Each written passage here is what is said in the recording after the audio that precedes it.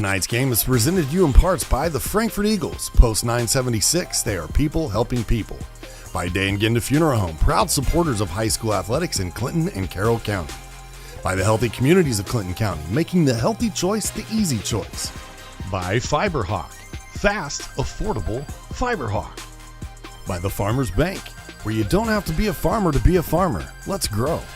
By the Willow Creek Barn, providing a picturesque setting for the barn wedding of your dreams. And by Tornado Roofing, specializing in residential and commercial roofing and repair. How you so cool? How you so fly? How you so fresh? You ain't even got to try. Y'all pump fake and I ain't even got to lie.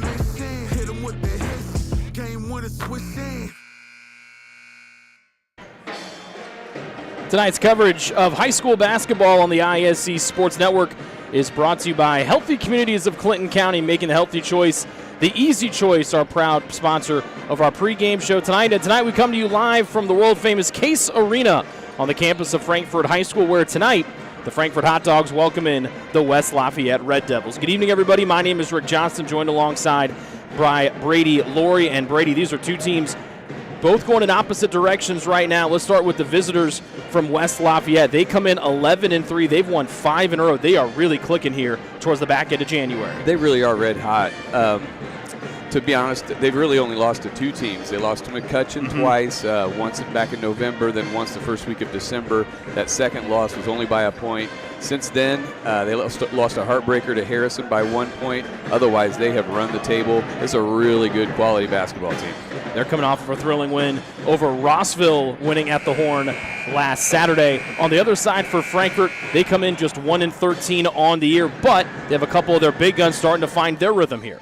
Yeah, they've got a couple really good shooters. They've got some quality post players. They've been bugged by the injury bug, or been hindered by the injury bug and some illness. So they'll have to battle through some of this. And if they play their cards right tonight and have a game plan for what West Lafayette has to offer, they can stay in this thing and hopefully make a great game out of it, come out with a win for these poor guys. Let's take a look at our keys to victory, brought to you by the fine folks at the ISC Sports Network. Oh, okay. Sorry about that. I'm working on my headphones here. Three-point shooting is going to be really important here, and that's on both ends. And effectively, Frankfort has to shoot the ball well from 3, and they have to limit the opportunities for West Lafayette. West Lafayette has 4 guys shooting above 30, 1 even shooting 60% from out there, and those are high-volume numbers. So Frankfort really has to keep an eye on that three-point line defensively, and they've got to shoot it well. With the big guy in the middle, there's going to be a lot more perimeter shots for Frankfort. That's something they've got to exploit today if they can. Ball control is another thing. I think you saw the Hamilton Heights game. They had a real tough time handling the basketball, and they just cannot afford, as efficient as West Lafayette is offensively, they cannot afford to turn the ball over and create opportunities for West Lafayette. Last thing is pace of play. I think Frankfort, hopefully for them, can slow this thing down a little bit. They like to play these games in the 40s, maybe 50s, where West Lafayette is proficient at getting out and scoring over 70, 80 points a night. The pace of play is going to be a real factor to this game. Those are our keys to victory, brought to you by the ISC Sports Network. About a minute to tip. Very quickly we go to the players to watch.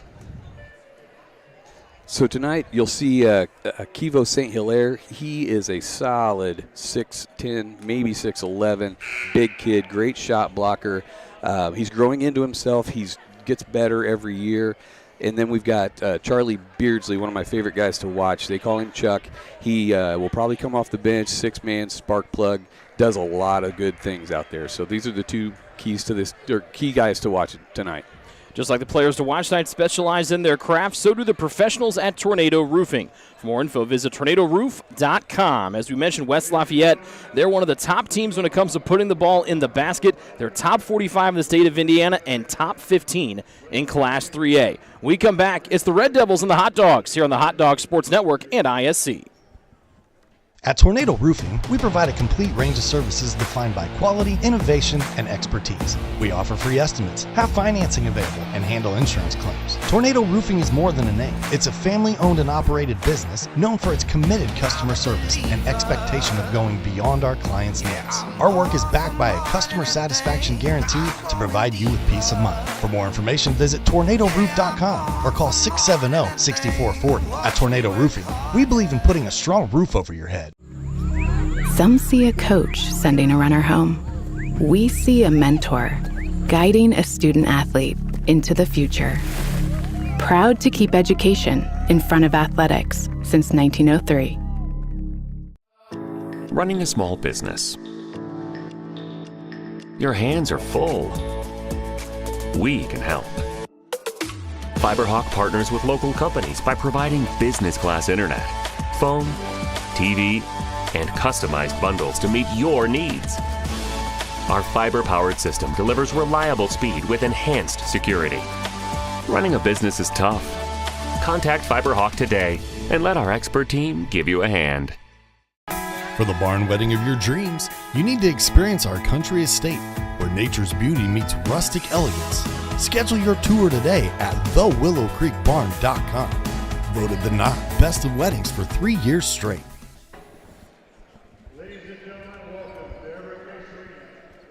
Welcome back to Case Arena. Tonight's officials are sponsored by Day and Genda Funeral Home. They are Christopher Tolliver, James Sarver, and John Benjamin. As you jump to the starting lineups, they're presented tonight by Ardente Dental. Healthy smiles start here. First up for the visiting West Lafayette Red Devils under the direction of fourth-year head coach Jacob Van Arsdale. Drew Whitlock, Benny Speaker make up the backcourt. Henry Musalis in the front court. Ben Worth, one of the other sharpshooters. He wears number 10 in black. And Kivo St. Hilaire, the big man in the middle for the Red Devils. And Brady, as we mentioned, St. Hilaire obviously gets a lot of attention, being 6'10", the tallest player in the arena tonight. That will do that to you, but he is surrounded by 3 dead-eye shooters. Yes, there are 3 of them are 5'10" shooters, and Jace Voigt, who will come off the bench, another really quality shooter. They've surrounded this big guy with guys that can knock it down from anywhere, so it's a really good team dynamic that they have. On the other side, for the home team, the Frankfort Hot Dogs, led by first-year head coach Jake Nerney. You have R.J. Corman in the backcourt, Luke Beardsley up front, Jake Michael and Lucas Wagner. They have been playing some of their best basketball in the last 2 times out. And Isaac Adams, that we mentioned off the top, Brady, there's been a ton of sickness and some injury going through the Frankfort Hot Dog lineup, and Isaac Adams is one of the main men in that, but he went and talked to Coach Jake Nerney today. He is cleared to go. He's going to give it a go after being sick for the better part of the week, and they're going to need him tonight. He's one of the few front court players they have to try to combat against St. Hilaire. Yes, with his 6'4" frame, 220 pounds, he's just the guy they kind of need to put behind Kivo and kind of try to push him off the block a little bit, maybe play behind him. Without Jackson Woods, who may not be as tall, but he's such a strong physical player, with him out, they don't have that component against Kivo. Isaac's just going to have to step up tonight, and I'm sure he will. He's coming off, had no points in the loss to Rossville, but Michael had a season-high 25 points, and Lucas Wagner had 19. Both of those guys shooting over 43% from the floor in their last 2 games. Michael shooting 38% from 3, and Wagner at 42% from downtown. 3-point shooting, like you mentioned off the top, that is a big key both offensively and defense tonight for the Dogs. It really is, and that being the number 1 key, the reason was we've got 4 quality 3-point shooters for West Lafayette, 2 guys that are really shooting it in at a high clip for Frankfort. I really do feel like that's going to be what this game comes down to. It'll be St. Hilaire and Adams to jump, Frankfort in the home whites, and West Lafayette in the road grays. Last time these teams met was on this floor in the sectional semifinal a year ago. West Lafayette was victorious, so they try to pick up their 4th win in a row. Red Devils win the opening tip. Speaker goes right to St. Hilaire, and that's easy work for the big man. And a great pass. Speaker, I just love his game. He's a quarterback on the football team, and you would know it by watching him play. He's a hard-nosed leader out there, does a lot of things right, and is a good passer, great shooter. You just mentioned the game last year in the sectional semifinal. He lit it up in the first half, and to be honest, the Red Devils hardly looked back. There was a little bit of a run at the end of that game, but they basically ran it from wire to wire because of Benny Speaker. Adams on the miss, but Kornman able to tickle the twine from deep, and Frankfort on top 3-2 early. Good to see him knock that down, especially early. He's a pretty emotional player, and I like to see him get going like that. That will bode well for Frankfort if he can keep knocking those down. Long two for Speaker as he crept his way around the screen, and that puts the Red Devils back in front. Yeah, he's real proficient around there, that three-point line. Michael attacks over St. Hilaire, just can't get the bounce. Here comes West Lafayette the other way with Whitlock pitching back to the trailing Worth. Skips over St. Hilaire's head. He finds the open man, and this time it's a 3 for Benny Speaker. Coach Van Arsdale's got to love that ball movement. That's a great look. When you drive down to that block, your best look is to the opposite wing and on a skip pass. Gave Benny Speaker plenty of time to shoot that in. Kornman to answer with a triple. A little bit long, and it's hauled in by Speaker down low. A little bit early, too. I'd like to see Frankfort kind of work the ball around. I don't think you want a high-paced game. Make a few passes, try to get stuff closer to the basket, maybe get fouled, maybe get a better look at a three. You don't have to shoot the first bad shot you come across. And Frankfort's done that in certain games. Worth, the lefty, long, and right underneath it's Beardsley for the miss. Worth, the hero last time out against Danville, the go-ahead basket in the final 10 seconds. Around the arc, a high arcer from Wagner doesn't go, and it's last touched by the Hot Dogs. Good effort by Luke Beardsley and R.J. Kornman there, both going after the same ball. Just unfortunate that it comes off of those two, but it's good to see the effort. Early lead here for West Lafayette. Speaker with 5 early points for the Red Devils. He comes in as their 4th leading scorer at just over 11 per ball game. Has it up top, down low to St. Hilaire, just misses a turnaround, and Beardsley with another rebound early on. And we happen to know that's kind of what Frankfort's game plan is. They want to try to force St. Hilaire to make those baskets down there 2 at a time rather than allowing Speaker, Whitlock, Worth, and Vogt to stand out there and get them at a three-point clip. Kornman asked to dance with one of the West Lafayette defenders. Instead, off the rebound, it was Benny Speaker with the foul. And quickly coming off the bench, Charlie Beardsley is one of your favorite players to watch when we were getting ready for this game this week. Yeah, he's great to watch. Just watch the energy level go up a little bit when he comes in the game. He could be a starter, elects not to. As I say that, he comes in and tries to do the right thing and set a good screen and gets caught moving. But he's a high-energy guy, and I think he takes the level of play up a little bit anytime he comes in the game. Adams to the bench, the starting big man for Frankfort, their leading rebounder, as Jaden McBee will come in to spell him. There was some thoughts that if Adams wasn't going to be able to go tonight, McBee was going to get the start. But look to see 33 and white out there plenty bunch tonight. Yeah, he's a big, strong kid, got a great frame. He's a lefty, nice player, and I think he's physically going to be able to try to keep St. Hilaire in check. He thinks about spotting for that. He's firing and leaves her just a hair short. But kind of like that previous possession, I just don't like to see the quick shots for Frankfort. I just think they need to work it a little bit more. Whistle stops play here after pretty efficient first couple times down the floor for both teams. Both teams have a little bit of a snag in the scoring column as Beardsley is going to pick up his second foul quickly, and he'll have to go back to the bench. And here comes Jace Vogt. We learned earlier today after talking to Coach that Coach Nerney actually coaches him in AAU, which I thought was kind of interesting. So he's real familiar with his game, and honestly, he really likes his game. 6'4" freshman that head coach Jacob Van Arsdale very excited about. Umulus on the block, and that is a well-put-together sophomore. Yeah, but he gets called for the violation down low. Yeah, he's a super strong kid, and he'll do it. He'll do it all. I mean, he'll get you 4 or 5 points a game. He'll get you 4 or 5 rebounds a game. Plays good defense, and he can shoot the three as well. Not necessarily what he goes after every time, but he can and has the ability. But he likes to bang around and get rebounds. Wagner with the corner 3 ball, and that's his spot. And we know Coach loves him as a shooter. He mentioned today if he's ever got an inch of daylight, he's got the green light to let that thing go wherever he is.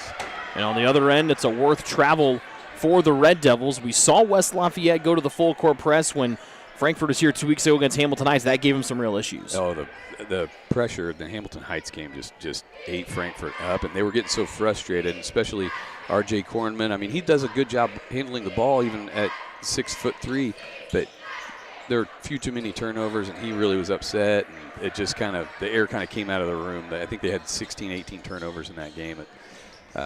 Hope to not see that kind of thing tonight. Worth thought about a three, pulls up from the mid-range and knocks down his first bucket of the night. He's got a pretty left-handed jumper, and I like that he also shoots that mid-range. That's feels like a lost art. Guys just want to shoot the three or get to the rim, but there's a gold mine between that 12 and 17-foot range. Last time down the floor, Frankfort with Wagner had a runner that could have given them their first lead of the night. Michael twirling, spinning, and a little bit too much off the glass. It's good effort, though. It's the kind of shot you come for. The little 10-footer down there, those will go down. Umulus up top, back to Whitlock, and his three spins off. He missed it, but he's not one you want to leave. He can get streaky. When he starts hitting them, he can hit them in bunches. 38% on the year, second best average for the Red Devils. Emery almost had it knocked away, able to gather it back in, but it's Worth. They're handing him out near midcourt. McBee, high arcer. Another just a little bit too long, as McBee's had two good looks and hasn't been able to find the bottom of the cup. 3-point lead for one of the top scoring teams in Class 3A in West Lafayette. Nice drive in there from Speaker.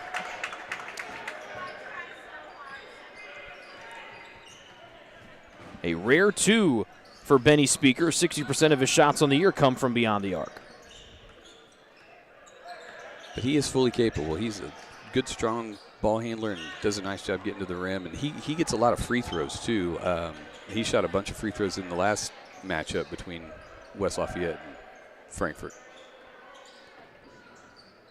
Umulus has plenty of options outside the arc, gives it off to Speaker. Wonder on the screen and roll over to Voigt. Against Corman, got into the body, able to chuck his defender away, and he hits the soft jumper. Yeah, he makes that little 10, 12-footer look pretty easy when he's that open. A 6-0 run here for West Lafayette after the Hot Dogs have been able to cut the deficit down to one. Timeout on the floor, first one for Frankfort. We'll keep it here with the 30-second stoppage. Well, it looks like Luke Beardsley will be coming in, maybe for Wagner. I know when we talked earlier today, there was going to be the motivation was going to be to kind of go smaller once St. Hilaire was off the